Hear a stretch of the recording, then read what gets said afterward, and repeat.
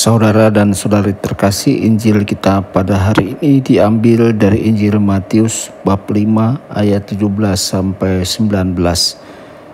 Dalam khotbah di bukit, Yesus berkata kepada murid-muridnya, "Janganlah kamu menyangka bahwa aku datang untuk meniadakan hukum Taurat atau kitab para nabi. Aku datang bukan untuk meniadakannya, melainkan untuk menggenapinya. Karena aku berkata kepadamu, sungguh, selama belum lenyap langit dan bumi ini, satu iota atau satu titik pun tidak akan ditiadakan dari hukum Taurat sebelum semuanya terjadi.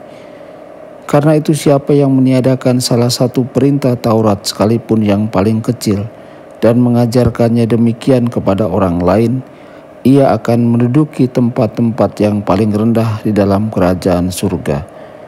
Tetapi siapa yang melakukan dan mengajarkan segala perintah Taurat, ia akan menduduki tempat yang tinggi di dalam kerajaan surga." Demikianlah sabda Tuhan. Terpujilah Kristus.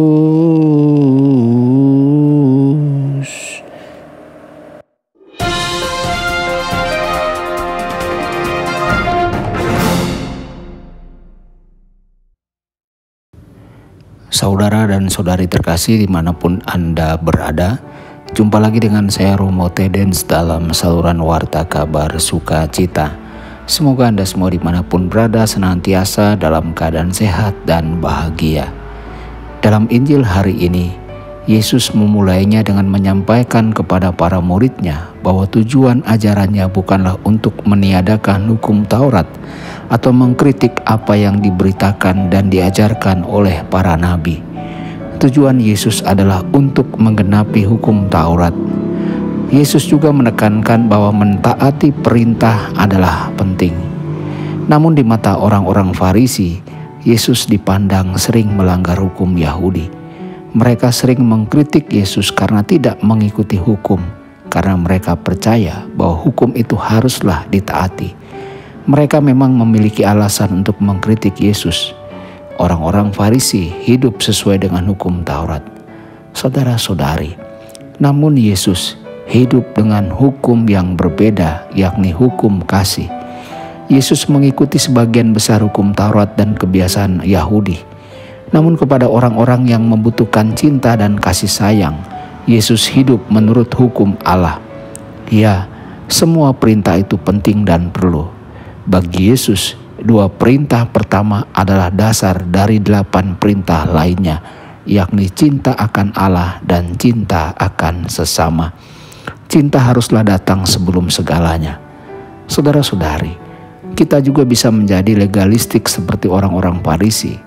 Kita mungkin mengamati orang lain melakukan sesuatu yang kita anggap tidak benar. Namun, siapakah kita yang berhak untuk menghakiminya? Kita tidak mengetahui mengapa orang itu melakukan apa yang dia lakukan.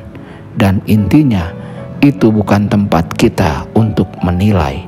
Tuhanlah yang menilai atau menghakimi. Kita tidak suka atau menghargai ketika orang lain menilai diri kita. Namun kadang kita jatuh ke dalam penilaian atau penghakiman, bahkan sebelum kita menyadarinya. Saudara-saudari, anugerahnya adalah kita dapat menarik diri kita kembali dari penilaian atau penghakiman kita jika kita menghendakinya. Jika kita berlatih melakukan ini secara sering, kita mungkin menemukan bahwa kita tidak langsung menghakimi secara otomatis seperti dahulu. Saudara-saudari, hari ini saya mengundang Anda untuk menyadari pikiran Anda dan terutama penilaian atau penghakiman Anda terhadap orang lain. Perhatikanlah baik-baik interaksi Anda dengan orang-orang yang mungkin tidak terlalu Anda sukai atau seseorang yang membuat Anda kesal.